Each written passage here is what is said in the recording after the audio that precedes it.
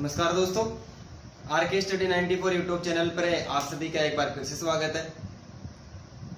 दोस्तों, हम अभिप्रेरणा के सिद्धांतों के बारे में अध्ययन कर रहे थे। पिछले वीडियो में हमने अभिप्रेरणा का जो मूल प्रवृत्तियों का सिद्धांत विलियम मैकडूगल के द्वारा दिया गया था उसका भी अध्ययन कर लिया था। इसके अलावा अब्राहम मैस्लो का आवश्यकता पदानुक्रम का सिद्धांत भी पढ़ लिया था। आज हम अभिप्रेरणा के जो अन्य सिद्धांत है उसके बारे में विस्तार से अध्ययन करते हैं। अभिप्रेरणा का एक और सिद्धांत है जिसका नाम है मनोविश्लेषणात्मक सिद्धांत है। क्या नाम है? मनोविश्लेषणात्मक सिद्धांत। यह मनोविश्लेषणात्मक सिद्धांत सिगमंड फ्राइड के द्वारा प्रतिपादित किया गया। किसके द्वारा? सिगमंड फ्राइड के द्वारा। इस सिगमंड फ्राइड के दो शिष्य थे जिसमें एक का नाम था जुंग और दूसरे का नाम था एडलर। एक शिष्य का नाम था जुंग और एक शिष्य का नाम था एडलर। कि सिगमंड फ्राइड ने एक व्यक्ति के मन का विश्लेषण किया। मनोविश्लेषणात्मक सिद्धांत है। एक व्यक्ति के मन का विश्लेषण किया और मन का विश्लेषण करके एक व्यक्ति के मन के 3 दशाओं का उल्लेख किया। कितने दशाओं का उल्लेख किया? 3 दशाओं का उल्लेख किया। और इन 3 दशाओं की बात करें तो इन 3 दशाओं में एक था चेतन मन, एक था अचेतन मन और जो तीसरा था वो था अर्धचेतन या अवचेतन मन। अर्धचेतन या अवचेतन मन। ठीक है। मनोविश्लेषणात्मक सिद्धांत है। यह सिद्धांत भी व्यक्ति को कार्य करने के लिए अभिप्रेरणा प्रदान करता है।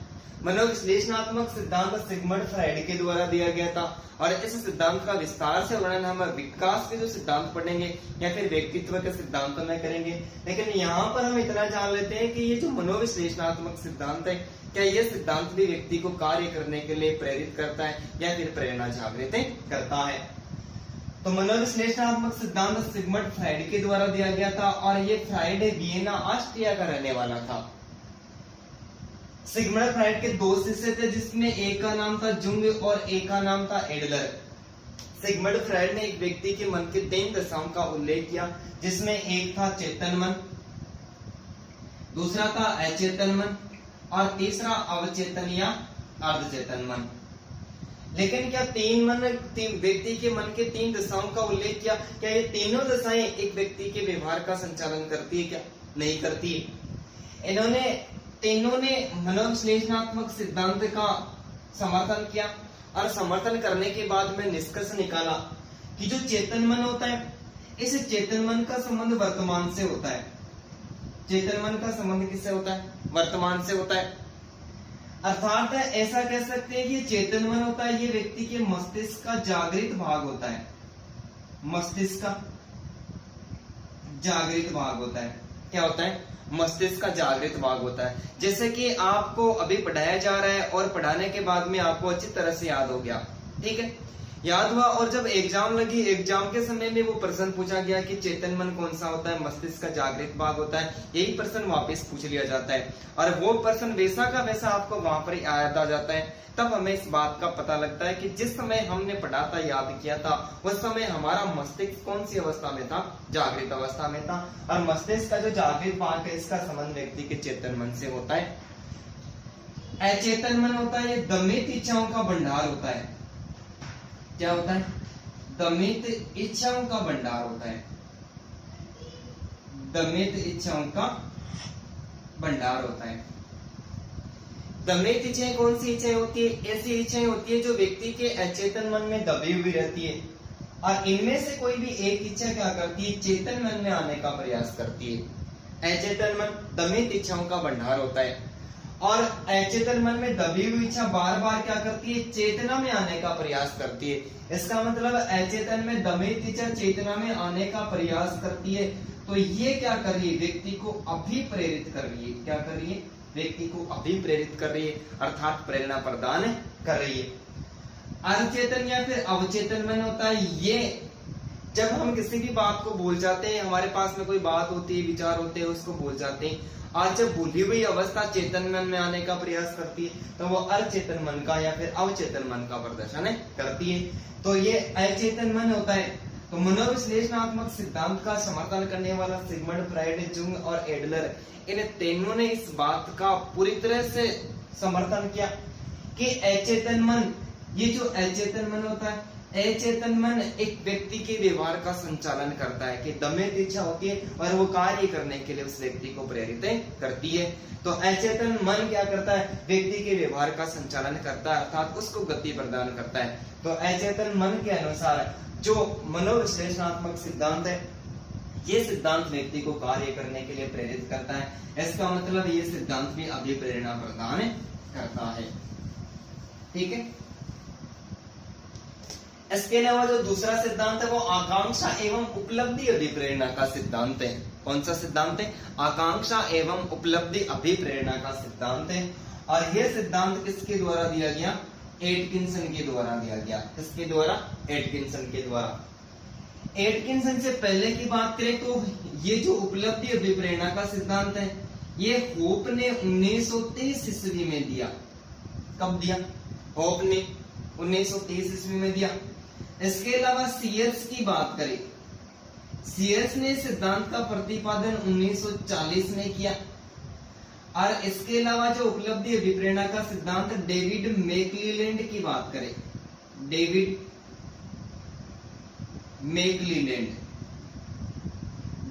मैकक्लेलैंड ने यह सिद्धांत 1961 ईस्वी में दिया।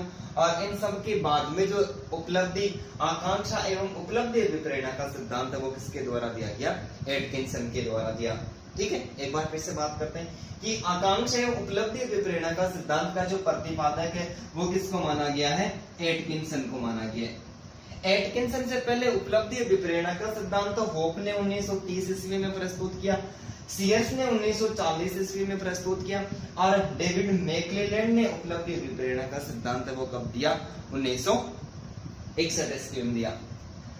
उपलब्धि अभिप्रेरणा के संबंध में जो होप है, इस होप की अवधारणा है।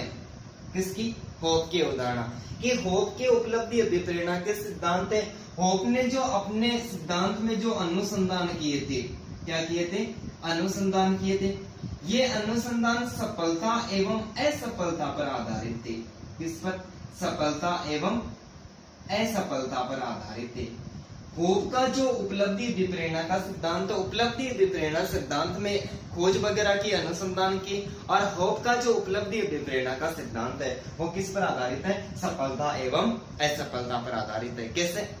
कि ये सफलता जब व्यक्ति को सफलता मिलती है, क्या मिलती है? व्यक्ति को सफलता मिलती है, तो ये सफलता व्यक्ति के आकांक्षा स्तर को बढ़ा देती है।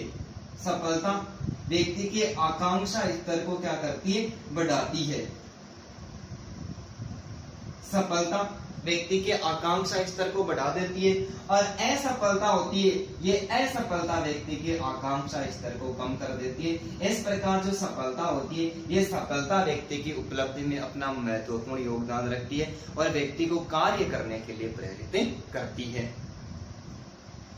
इसके बाद में सीयर्स ने भी 1940 ईस्वी में अपना उपलब्धि अभिप्रेरणा का सिद्धांत प्रस्तुत किया। और सिद्धांत प्रस्तुत करने के बाद में जो बालक थे, उन बालकों की जो रुचि स्तर थी, बालकों का जो रुचि स्तर था, इस रुचि स्तर को 3 भागों में बांट दिया। रुचि स्तर को 3 भागों में बांट दिया कि एक कक्ष में जितने भी बालक हैं, उन सारे बालकों की एक ही विषय वस्तु में रुचि नहीं हो सकती। अलग अलग बालकों की अलग अलग विषय वस्तु में रुचि हो सकती है, या फिर जो प्रतिभाशाली बालक होते हैं उन बालकों की तो सारे विषयों में रुचि हो सकती है। तो उपलब्धि अभिप्रेरणा के सिद्धांत को सीयर्स ने बालकों के रुचि के स्तर के आधार पर कितने भागों में बांटा? 3 भागों में बांटा, अर्थात बालकों के 3 समूह बनाए। 3 समूह के अंतर्गत जो प्रथम समूह था, 3 समूह बनाए। प्रथम समूह, ठीक है। इसके अलावा द्वितीय समूह, और एक बनाया तृतीय समूह, यानी तीसरा समूह, तृतीय समूह। रुचि स्तर पर बालकों के 3 समूह बना लिए। इनमें से जो प्रथम समूह था, इस प्रथम समूह में उन बालकों को शामिल किए कि ये एक सफल समूह था। सफल विद्यार्थियों का समूह था। कैसा था? सफल विद्यार्थियों का समूह था। और इस समूह के जो विद्यार्थी थे वो शैक्षिक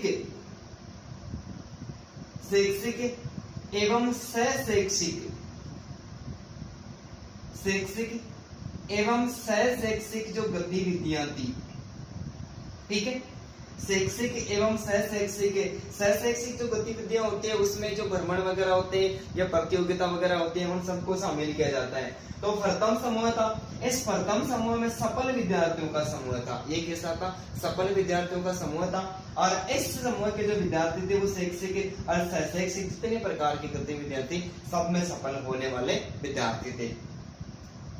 दूसरा जो समूह था वो असफल विद्यार्थियों का समूह था। किनका था? असफल विद्यार्थियों का समूह था। इस समूह के विद्यार्थी शैक्षिक और शैक्षिक गतिविधियों में बिल्कुल भी सफल नहीं हो रहे थे। ये असफल विद्यार्थियों का समूह था कि इन्होंने किसी भी प्रकार की कोई उपलब्धि प्राप्त नहीं की। और तीसरा जो समूह था, ये तीसरा समूह इन दोनों से अलग था। तीसरा समूह इन दोनों से अलग था। तीसरे समूह के जो बालक थे वो बालक गणित विषय को छोड़कर, किसको? गणित विषय को छोड़कर अन्य सारे विषयों में सफल था। ठीक है, तीसरा जो समूह था वो इन दोनों से अलग था। अलग ऐसे था कि ये तीसरा समूह है, ये गणित विषय को में बिल्कुल भी उपलब्धि प्राप्त नहीं कर रहा था। ये विद्यार्थी गणित विषय को छोड़कर अन्य जो विषय थे उन सारे विषय में उपलब्धि प्राप्त कर रहा था। तो सीएस ने उपलब्धि अभिप्रेरणा का सिद्धांत 1940 ईस्वी में दिया और 40 ईस्वी में देकर और बालकों के रुचि स्तर को 3 भागों में बांट दिया, अर्थात बालकों के 3 अलग अलग समूह बने। पहला समूह था उसमें सारे विद्यार्थी सफल थे। कैसे विद्यार्थी थे? ये सफल विद्यार्थियों का समूह था। ये शैक्षिक और शैक्षिक गतिविधियों के अंदर एकदम से निपुणता यानी सफलता प्राप्त कर चुका था। दूसरे समूह के जितने भी विद्यार्थी थे ये एक असफल विद्यार्थियों का समूह था और ये विद्यार्थी शैक्षिक एवं शैक्षिक गतिविधियों में असफल थे। तीसरा जो इन्होंने समूह बताया सीएस ने, वो इन दोनों से अलग था, इन दोनों से एकदम अलग से था। और इस तीसरे समूह के जितने भी विद्यार्थी थे ये गणित विषय को छोड़कर अन्य जो विषय था अन्य सारे विषयों में उपलब्धि प्राप्त करने वाले थे। ठीक है,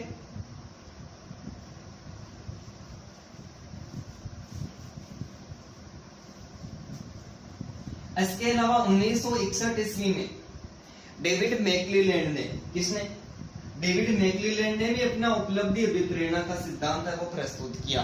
उपलब्धि अभिप्रेरणा का सिद्धांत प्रस्तुत किया और प्रस्तुत करने के बाद में डेविड मैक्लीलैंड ने कहा कि एक क्षेत्र में बालक किसी एक क्षेत्र में उपलब्धि प्राप्त कर लेता है, एक क्षेत्र में उपलब्धि प्राप्त कर लेता है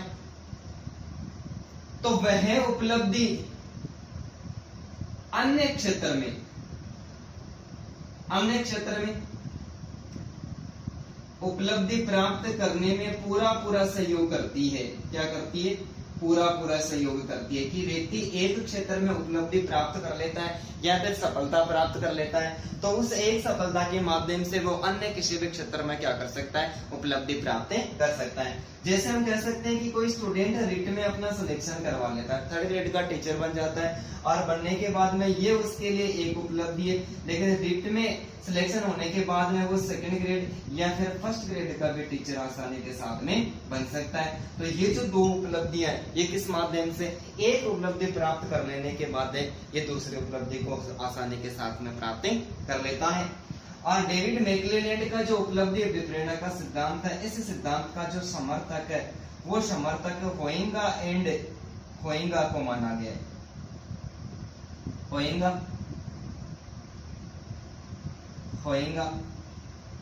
एंड होइंगा को माना गया है। इसके अलावा जो फर्नाल्ड है, फर्नाल्ड ने भी उपलब्धि अभिप्रेरणा सिद्धांत में डेविड मैक्लीलैंड का समर्थन किया है और इन्होंने कहा कि उपलब्धि अभिप्रेरणा से प्रेरित होकर व्यक्ति वहां तक पहुंचने की चाह रखता है, व्यक्ति वहां तक पहुंचने की चाहत रखता है जहां तक प्रयासों के द्वारा आसानी से पहुंचा जा सकता है। ठीक है, तो उपलब्धि अभिप्रेरणा का सिद्धांत 1961 ईस्वी में किसने दिया? डेविड मैक्लेलैंड ने दिया। और डेविड मैक्लेलैंड ने स्वीकार किया कि बालक एक क्षेत्र में उपलब्धि प्राप्त कर लेता है तो वो अन्य किसी भी क्षेत्र में उपलब्धि आसानी के साथ में प्राप्त कर सकता है। डेविड मैक्लेलैंड का समर्थन किसने किया? होइंगा एंड हुइंगा ने किया। और साथ ही में किसने किया? फर्नाल्ड ने किया। ये फर्नाल्ड की परिभाषा ये फर्स्ट ग्रेड की एग्जाम में पूछी भी जा चुकी है।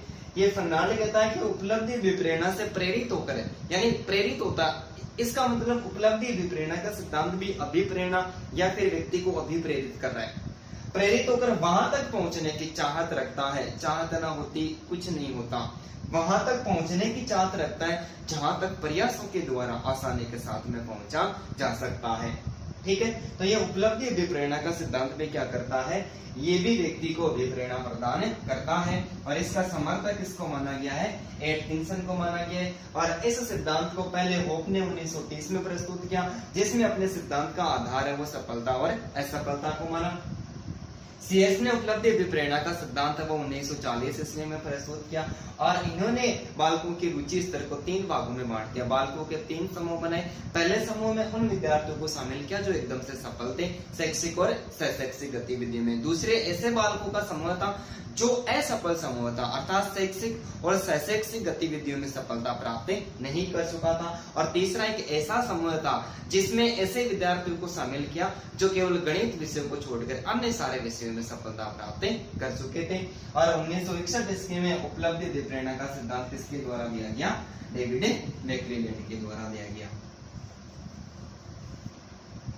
ठीक है, इसके बारे में हम बात करते हैं प्रोत्साहन का सिद्धांत, अभिप्रेरणा का प्रोत्साहन सिद्धांत। ये प्रोत्साहन सिद्धांत बोल्स तथा पफमैन के द्वारा दिया गया है। किसके द्वारा दिया गया है?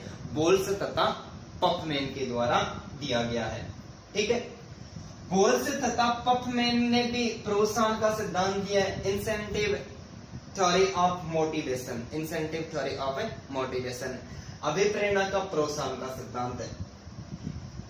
इन दोनों का मानना था, प्रोत्साहन का सिद्धांत के संबंध में बोल्स एवं पफमैन का मानना था कि व्यक्ति का जो आसपास का वातावरण होता है, आसपास व्यक्ति के जो आसपास का वातावरण है,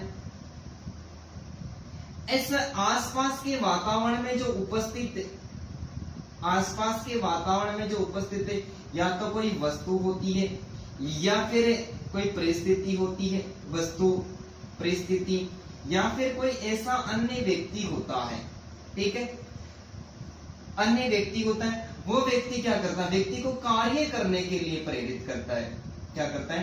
कार्य करने के लिए प्रेरित करता है। इसका मतलब जो प्रोत्साहन का सिद्धांत है, ये प्रोत्साहन का सिद्धांत भी व्यक्ति को अभिप्रेरणा प्रदान करता है। प्रोत्साहन का सिद्धांत है वो बोल्स तथा पफमैन के द्वारा दिया गया था। और इन दोनों का मानना था कि व्यक्ति के जो आसपास का वातावरण है, यानी हम जिस वातावरण में रहते हैं, हमारे आस पड़ोस का जो वातावरण है, वो आस पड़ोस का वातावरण है, उस आस पड़ोस के वातावरण में उपस्थित कोई ऐसी वस्तु हो सकती है, या फिर ऐसी कोई परिस्थिति हो सकती है, या फिर ऐसा कोई व्यक्ति होता है जो क्या करता है? हमें कार्य करने के लिए पूरी तरह से प्रेरित करता है। जैसे हमारे साथ वाला कोई व्यक्ति रिट की तैयारी कर रहा है, क्या कर रहा है? रिट की तैयारी कर रहा है, या फिर कोई अन्य एग्जाम्स की तैयारी कर रहा है। ये व्यक्ति रिट में इस व्यक्ति का सिलेक्शन हो जाता है, सिलेक्शन होते ही वातावरण है उस हमारे आसपास के इस व्यक्ति से क्या करता है? हमारे जीवन पर भी प्रभाव पड़ता है। हम भी सोचते हैं कि यार क्यों ना हम भी तैयारी करें, और तैयारी करके हम भी किसी न किसी एग्जाम में आसानी के साथ में सिलेक्शन करवा लें। तो इस व्यक्ति से प्रभावित हुआ, और इस व्यक्ति ने क्या किया? उस सामने वाले व्यक्ति को प्रोत्साहन दिया, और उसने अभिप्रेरित होकर क्या किया? अपने लक्ष्य को उसने भी प्राप्त कर लिया। तो ये प्रोत्साहन का सिद्धांत है, ये भी क्या करता है? व्यक्ति को कार्य करने के लिए प्रेरित करता है। बोल्स एवं पफमैन ने प्रोत्साहन के सिद्धांत को 2 भागों में बांटा। प्रोत्साहन के सिद्धांत को कितने भागों में? 2 भागों में बांटा। एक बांटा धनात्मक प्रोत्साहन, धनात्मक प्रोत्साहन, और दूसरा ऋणात्मक प्रोत्साहन, ऋणात्मक प्रोत्साहन, ऋणात्मक प्रोत्साहन। ये जो धनात्मक प्रोत्साहन है, ये धनात्मक प्रोत्साहन व्यक्ति को लक्ष्य की ओर लेकर जाता है। किसकी ओर? लक्ष्य की ओर लेकर जाता है। और ये जो ऋणात्मक प्रोत्साहन है, ये व्यक्ति को लक्ष्य से दूर लेकर जाता है। क्या करता है? लक्ष्य से दूर लेकर जाता है। ये प्रोत्साहन का सिद्धांत है। इस प्रोत्साहन के सिद्धांत को बोल्ट्ज तथा पफनेम ने कितने भागों में बांटा? 2 भागों में बांटा। एक धनात्मक प्रोत्साहन और दूसरा ऋणात्मक प्रोत्साहन। ये धनात्मक प्रोत्साहन है, ये व्यक्ति को लक्ष्य की ओर लेकर जाता है। किसकी ओर? लक्ष्य की ओर लेकर जाता है। जैसे एक व्यक्ति ने 3rd ग्रेड में सिलेक्शन हो गया, सिलेक्शन होने के बाद में दूसरा व्यक्ति उससे प्रभावित हुआ और प्रभावित होकर उसने अनुक्रिया की, और अनुक्रिया करने के बाद में उस व्यक्ति ने भी रिट में सिलेक्शन करवा लिया, आगे जो आने वाले एग्जाम थी। इसका मतलब ये जो प्रोत्साहन मिला था, ये प्रोत्साहन उस व्यक्ति के लिए कैसा था? ये धनात्मक प्रोत्साहन था। और इस धनात्मक प्रोत्साहन ने व्यक्ति को कहां पर लेके गया? लक्ष्य की ओर लेके गया। ऋणात्मक जो प्रोत्साहन है, ये व्यक्ति को लक्ष्य से दूर लेकर चला जाता है कि हम कोचिंग से घर चले जाते हैं, विद्यालय से घर चले जाते हैं। घर जाने के बाद में हमारे जो साथ वाले जो मित्र होते हैं वो शाम को हमारे आसपास ही रहते हैं। आसपास का मतलब है वो मोबाइल पर आसानी के साथ में जुड़े हुए रहते हैं। जब हम पढ़ने की तैयारी करते हैं, किसी भी सब्जेक्ट को लेकर पढ़ने बैठ जाते हैं, ठीक है, जैसे हम हिंदी विषय को पढ़ने के लिए बैठ जाते हैं, इतने में किसी दूसरे हमारे दोस्त का फोन आता है और फोन आकर कहता है कि पूछता है कि क्या कर रहा है? बोले यार पढ़ रहा हूँ। क्या पढ़ रहा है? बोले हिंदी पढ़ रहा हूँ। वो कहता है यार हिंदी तो आसानी के साथ में पास हो जाएगी, तो हिंदी ना पढ़े तो एसएसटी का अध्ययन कर। क्या कर? एसएसटी का अध्ययन कर। इतने में किसी दूसरे फ्रेंड का फोन आता है, वो कहता है क्या कर रहा है तो? कि तब वो बताता है कि यार मैं तो एसएसटी का अध्ययन कर रहा हूँ। बोले तो यार एसएसटी तो फिर सामान्य सी बात है, ऐसा कर तू साइकोलॉजी पढ़े, ठीक है। फिर किसी दोस्त का फोन आता है, क्या कर रहा है? पढ़ रहा हूँ। क्या पढ़ रहा है? साइकोलॉजी। वो कहता है यार साइकोलॉजी तो केवल दिमाग की साइकोलॉजी होती है, ठीक है, वो तो आसानी के साथ में सही हो जाएगी। और फिर जब एग्जाम देता है तब वो इस प्रकार की बड़ी बड़ी बातें करके आता है कि ये भी सही हो गया, ये भी सही हो गया, मैं तो सारा पेपर सही कर गया। मारवाड़ी में वो अपनी कहावत चलती है कि ओ भी उगो। और फिर जब सिलेक्शन नहीं होता है तब वो अपने आप में सोचने लगता है कि यार मेरे साथ में ओके उगो। तो वहां पर ये जो प्रभाव था, जो प्रोत्साहन था, जो उसके साथी विद्यार्थियों ने दिया, वो उसको कहां लेकर गया? लक्ष्य से दूर लेकर चला गया। तो प्रोत्साहन होता है, उसको बोल्ट्ज और पफनेम ने कितने भागों में बांटा? 2 भागों में। जो धनात्मक प्रोत्साहन है वो लक्ष्य की ओर लेकर जाता है, और ऋणात्मक जो प्रोत्साहन है वो व्यक्ति को लक्ष्य से दूर लेकर चला जाता है। ठीक है, आ रहा है समझ में? अरे चलो ठीक है। इसके बाद में शारीरिक क्रिया का सिद्धांत है। शारीरिक क्रिया का सिद्धांत किसने दिया? ये मॉर्गन ने दिया। किसने दिया? मॉर्गन ने दिया। शारीरिक क्रिया के सिद्धांत में इस मॉर्गन की अवधारणा है कि जो अभिप्रेरणा, बाह्य जो अभिप्रेरणा की, एक व्यक्ति का जो व्यवहार है वो बाह्य अभिप्रेरणा के द्वारा कभी भी अग्रसर नहीं होता। ठीक है, बाह्य अभिप्रेरणा व्यक्ति के व्यवहार का संचालन कभी भी नहीं करती है। तो ये कहता है कि जो आंतरिक अभिप्रेरणा होती है, कौन सी अभिप्रेरणा? आंतरिक अभिप्रेरणा। आंतरिक अभिप्रेरणा यानी व्यक्ति के शरीर की जो आंतरिक अभिप्रेरणा होती है, ये आंतरिक अभिप्रेरणा व्यक्ति को कार्य को करने के लिए प्रेरित करती है। क्या करती है?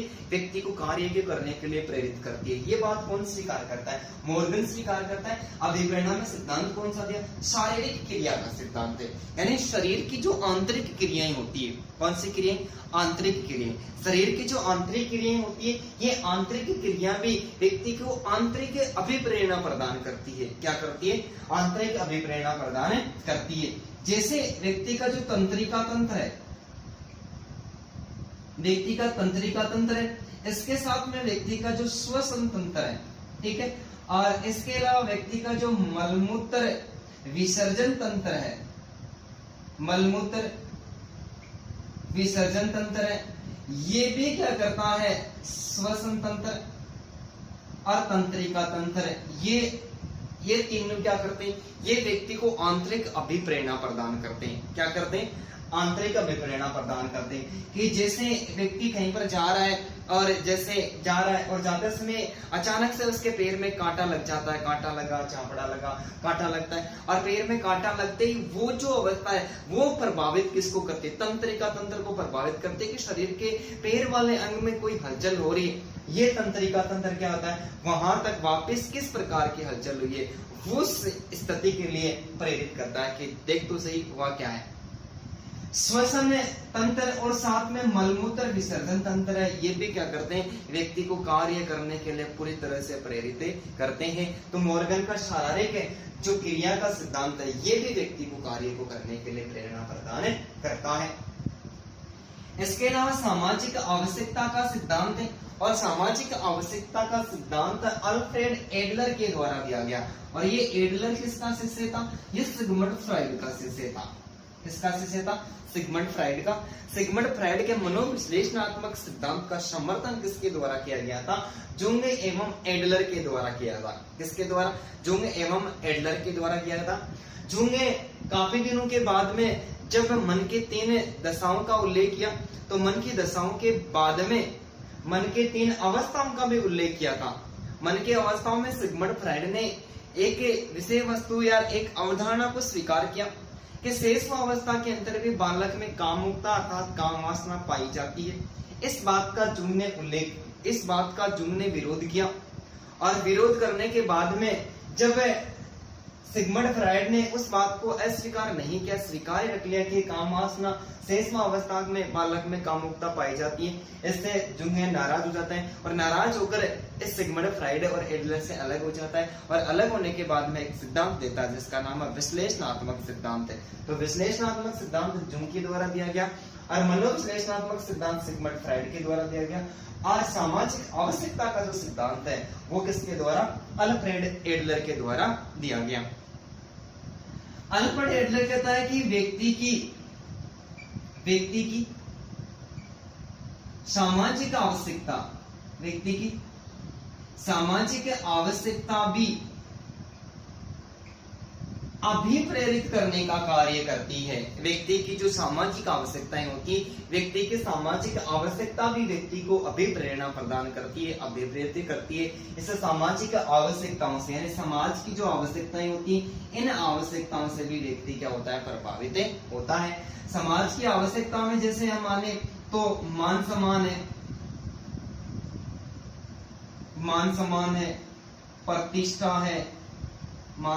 है, प्रतिष्ठा है, एवं जो सुरक्षा है, सुरक्षा का मतलब नौकरी वगैरह, तो ये हमारी सामाजिक आवश्यकता है। और मान सम्मान प्राप्त करने के लिए भी हम क्या करते हैं, प्रेरित होते हैं, किसी न किसी अन्य व्यक्ति को देखकर प्रेरित होते हैं और उनके जैसा कार्य करते हैं। इसका मतलब ये मान सम्मान भी क्या है, ये हमारे शारीरिक आवश्यकता है, ये भी हमें प्रेरित करती है। समाज में जो प्रतिष्ठा होती है ये भी प्रेरित करती है, और सुरक्षा होती है, ये सुरक्षा भी क्या करती है, हमें प्रेरित करती है।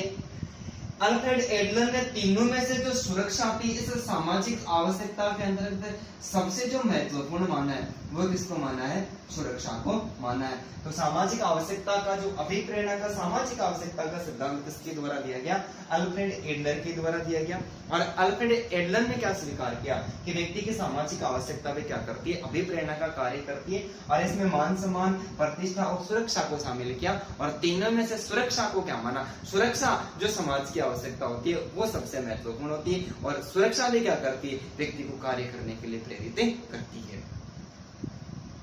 लक्ष्य आधारित संज्ञानवादी, अभिप्रेरणा का लक्ष्य आधारित संज्ञानवादी सिद्धांत है, ये किसके द्वारा दिया गया, ये विलियम जेम्स के द्वारा दिया गया। किसके द्वारा, विलियम जेम्स के द्वारा दिया गया।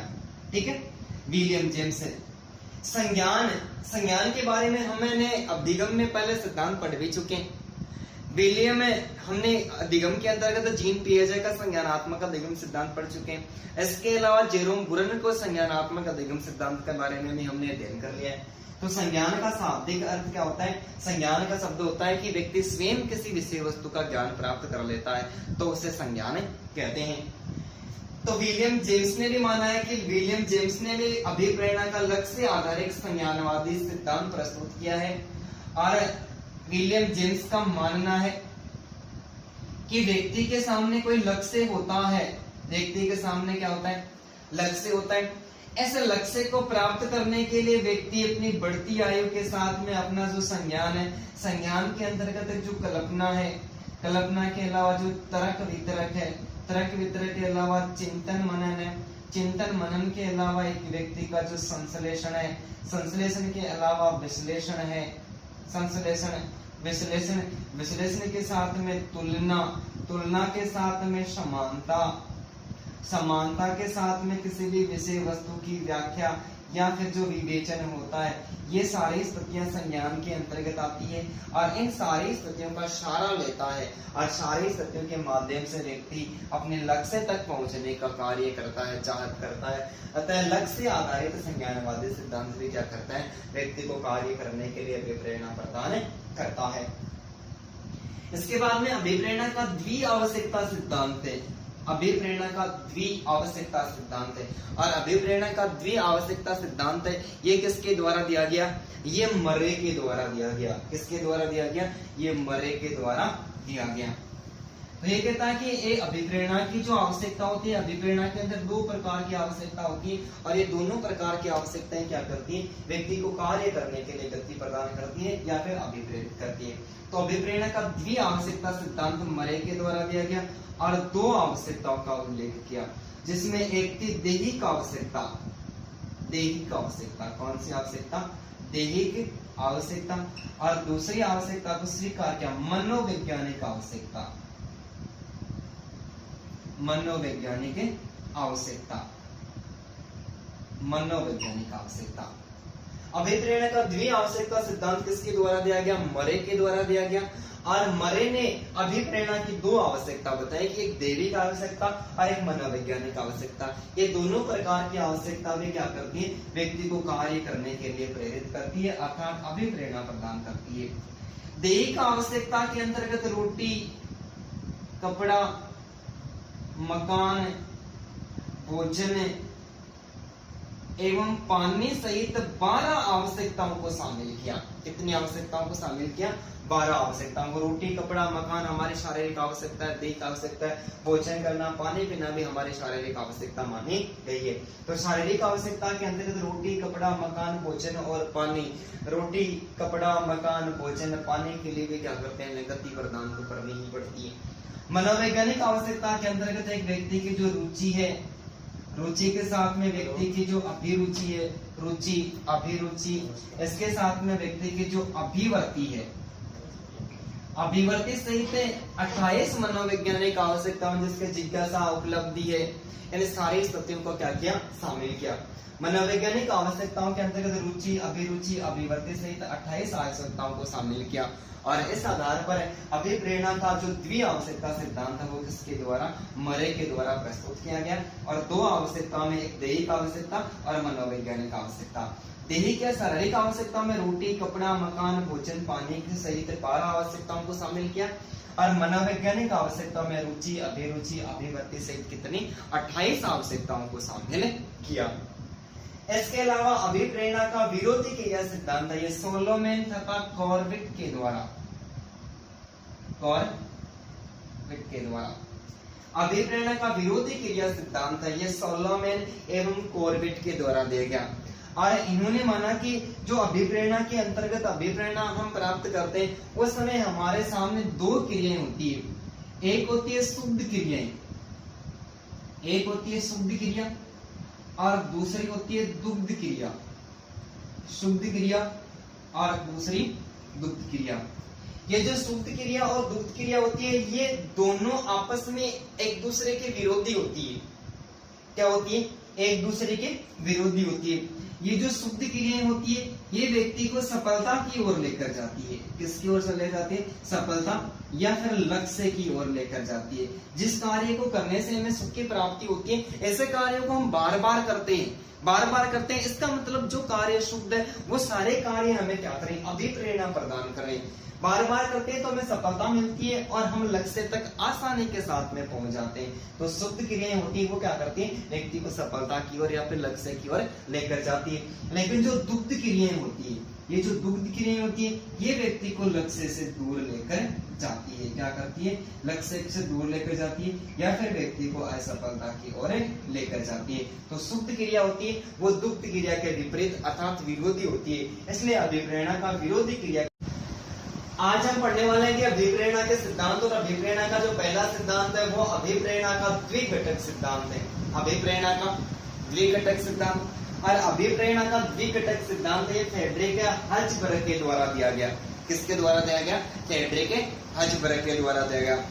फ्रेडरिक हर्ज़बर्ग ने 1966 ईस्वी में, फ्रेडरिक हर्ज़बर्ग ने 1966 ईस्वी में एक पुस्तक का प्रकाशन करवाया जिसका नाम था work and the nature of man, work and the nature of man. Frederick Herzberg ने 1966 ईस्वी में एक पुस्तक का प्रकाशन करवाया जिसका नाम था work and the nature of man. इस पुस्तक का प्रकाशन करवाया और प्रकाशन करवाने के बाद में इसी पुस्तक के अंतर्गत अभिप्रेरणा के 2 घटकों का उल्लेख किया। अभिप्रेरणा के कितने घटकों का? 2 घटकों का उल्लेख किया। इन 2 घटकों में एक था आरोग्य घटक, एक था आरोग्य घटक, एक आरोग्य घटक और दूसरा था अभिप्रेरक घटक, अभिप्रेरक घटक। एक था आरोग्य घटक और दूसरा था अभिप्रेरक घटक। हाइजेनिक फैक्टर और मोटर वेक्टर यानी मोटिवेटर फैक्टर। आरोग्य घटक है, इस आरोग्य घटक के अंतर्गत है कि फ्रेडरिक हर्ज़बर्ग का मानना था कि एक व्यक्ति की जो संतुष्टि और असंतुष्टि होती है, क्या होती है? एक व्यक्ति के व्यवहार की जो संतुष्टि होती है और संतुष्टि के साथ में व्यक्ति के व्यवहार की असंतुष्टि होती है, उसको 2 प्रकार के घटक प्रभावित करते हैं। कितने प्रकार के? 2 प्रकार के घटक प्रभावित करते हैं, जिसमें एक है आरोग्य घटक हाइजेनिक फैक्टर और दूसरा अभिप्रेरक घटक यानी मोटिवेटर फैक्टर्स। ये आरोग्य घटक होते हैं। इन आरोग्य घटकों के अंतर्गत हर्ज़बर्ग ने, इनके अंतर्गत आरोग्य घटकों के अंतर्गत एक व्यक्ति का जो प्रशासन के बाद में पर्यावरण एवं स्थिति, पर्यावरण एवं स्थिति, साथ ही में वेतन, पर्यावरण, प्रशासन, पर्यावरण एवं स्थिति, वेतन और वेतन के बाद में अपन बात करें तो एक व्यक्ति के जो अंतर्वैयक्तिक संबंध होते हैं, कौन से? व्यक्ति के अंतर्वैयक्तिक संबंध एवं कार्य की दशा को शामिल किया। किसको शामिल किया? कार्य की दशा को शामिल किया। हर्ज़बर्ग ने 1966 ईस्वी में एक पुस्तक का प्रकाशन करवाया जिसका नाम था work and the nature of man. क्या नाम था? Work and the nature of man. और इस पुस्तक के अंतर्गत इसका प्रकाशन करवाया और प्रकाशन करवाने के बाद में इसी पुस्तक के अंतर्गत व्यक्ति के व्यवहार को प्रभावित करने वाले 2 कारकों का उल्लेख किया कि व्यक्ति के संतुष्टि और असंतुष्टि को 2 प्रकार के कारक प्रभावित करते हैं, जिसमें पहला था आरोग्य घटक। आरोग्य घटक के अंतर्गत एक व्यक्ति का प्रशासन अर्थात शासनिक व्यवस्था होती है, शासनिक व्यवस्था होती है। ये प्रशासन की व्यवस्था भी एक व्यक्ति के व्यवहार को प्रभावित करती है। इसके अलावा वातावरण एवं वातावरण की जो स्थिति होती है वो भी एक व्यक्ति को प्रभावित करती है कि वातावरण के अंतर्गत भी इस प्रकार के घटक पूरी तरह से उपस्थित रहते हैं, जिनके संपर्क में व्यक्ति आता है और आने के बाद में वो अभिप्रेरित होता है और किसी भी प्रकार का कार्य करने के लिए वो गति प्रदान करता है। इसके अलावा वेतन की बात करें तो एक व्यक्ति का जो वेतन होता है, वेतन भी व्यक्ति को अभिप्रेरित करता है। क्या करता है? अभिप्रेरित करता है। कैसे करता है? कि एक व्यक्ति कहीं पर भी कार्य कर रहा है, क्या कर रहा है? कोई कार्य कर रहा है और वहां पर उसको यदि 10,000 रुपए सैलरी दी जा रही है और दूसरी कंपनी में उसको 15,000 रुपए सैलरी दी जाएगी, तो उस कार्य को छोड़कर उस कार्य में सिलेक्शन हो जाएगा, सिलेक्शन करवा लेगा अर्थात वहां पर वो सिलेक्टेड हो जाएगा। क्यों? क्योंकि वेतन ने भी क्या किया? उस व्यक्ति को कार्य करने के लिए प्रेरित किया। अर्थात व्यक्ति की अनेक प्रकार की जो इच्छाएं होती है, एक इच्छा पूरी होने के बाद में दूसरी इच्छा अपने आप पनप जाती है और वो इच्छा भी व्यक्ति को कार्य करने के लिए प्रेरित करती है। क्या करती है? कार्य करने के लिए प्रेरित करती है। जैसे कि एक व्यक्ति के पास में 100 रुपए होते हैं और 100 रुपए होने के बाद में वो सोचता है कि खास मेरे पास में 200 रुपए होते हैं, वो और मेहनत करता है, 200 रुपए एक जगह कर लेता है, कमा लेता है। उसके बाद में उसकी एक और इच्छा पनपती है कि खास मेरे पास में 500 होते, 1000 होते, 1500 होते। ऐसा करते करते वो बहुत सारे पैसे कमा लेता है। इसका मतलब ये वेतन क्या कर रहा है? वेतन व्यक्ति को कार्य करने के लिए प्रेरित कर रहा है, अर्थात अभिप्रेरणा का कार्य कर रहा है। अंतः व्यक्तिक संबंध, एक व्यक्ति के स्वयं के जो संबंध होते हैं, अपने आप से जितने प्रकार के संबंध होते हैं, उनसे आंतरिक अभिप्रेरणाओं का जन्म होता है। किसका जन्म होता है? आंतरिक अभिप्रेरणाओं का जन्म होता है। तो ये आंतरिक अभिप्रेरणाएं होती है एक व्यक्ति के आंतरिक मन में अपने आप उत्पन्न होती है और वो किसी भी प्रकार के कार्य को करने के लिए अग्रसर होता है। तो इसका मतलब अंतः व्यक्तिक संबंध होते हैं, ये भी क्या करते हैं? ये सारे संबंध व्यक्ति को अभिप्रेरणा प्रदान करते हैं।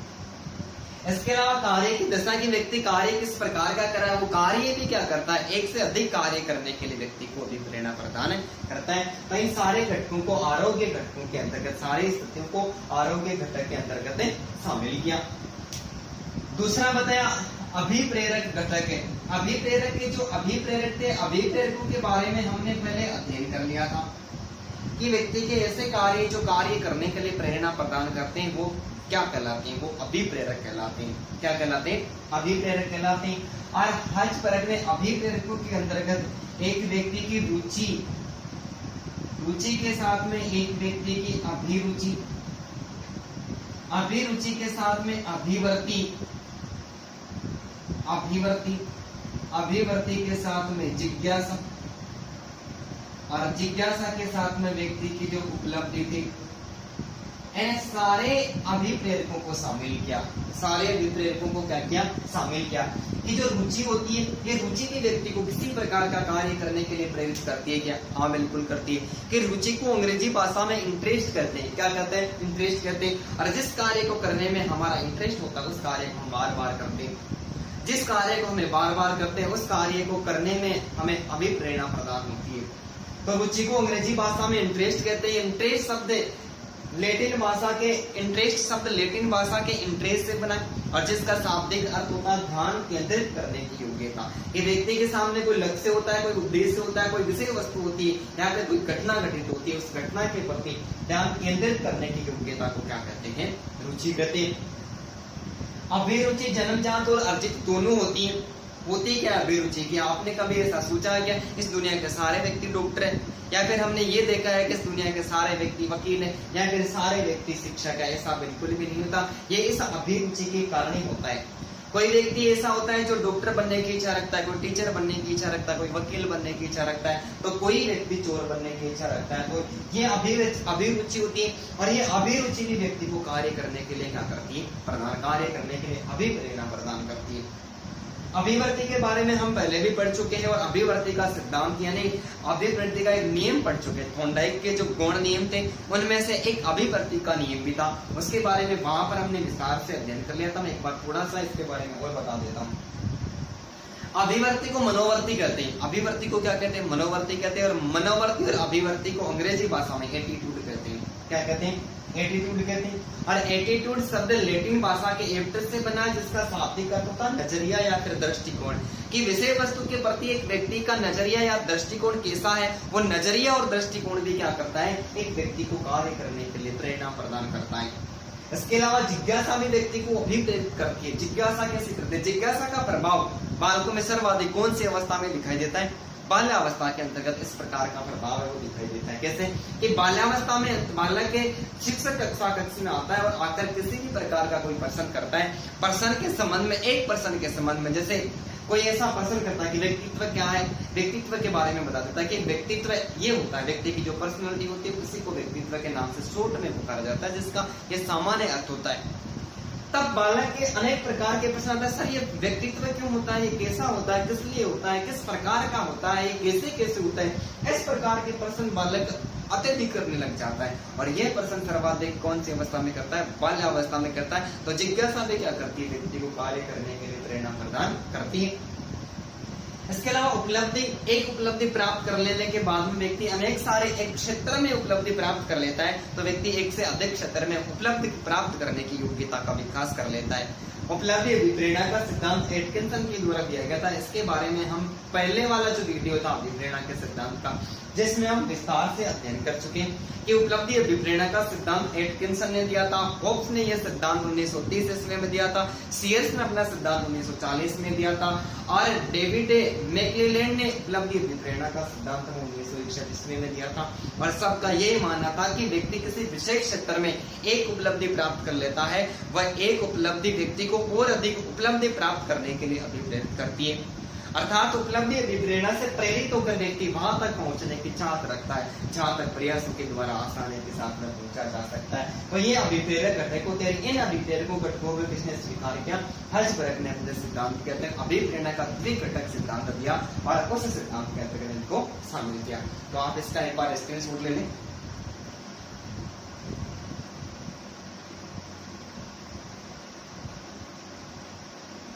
ठीक है,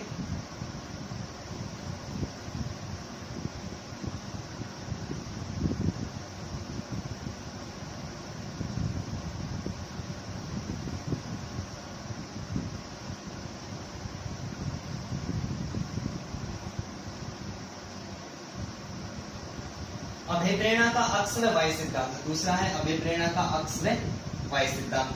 और अभिप्रेरणा का अक्ष व वाय सिद्धांत मैकग्रेगर के द्वारा दिया गया है। किसके द्वारा दिया गया? मैकग्रेगर के द्वारा दिया गया। मैकग्रेगर ने भी एक पुस्तक लिखी थी। क्या लिखी थी? एक पुस्तक लिखी थी, the human side of the enterprise. The human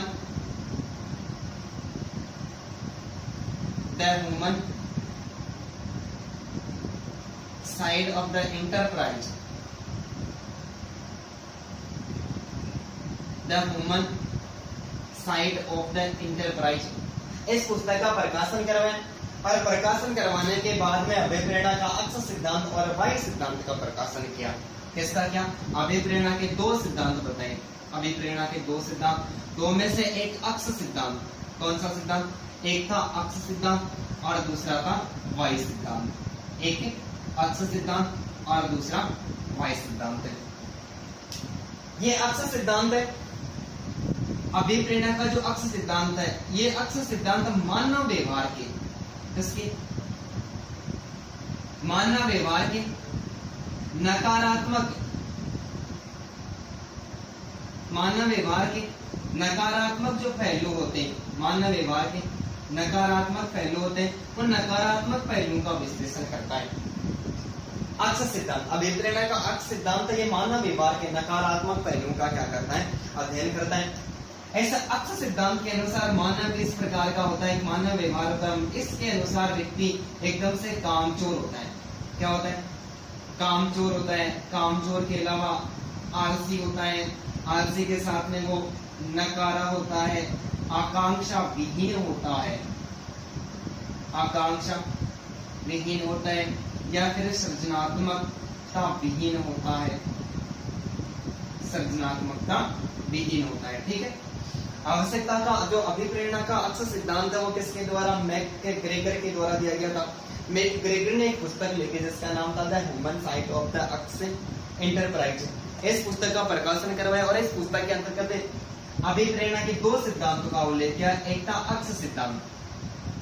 अक्ष सिद्धांत के अंदर मानव व्यवहार के नकारात्मक पहलुओं को विश्लेषित किया जाता है।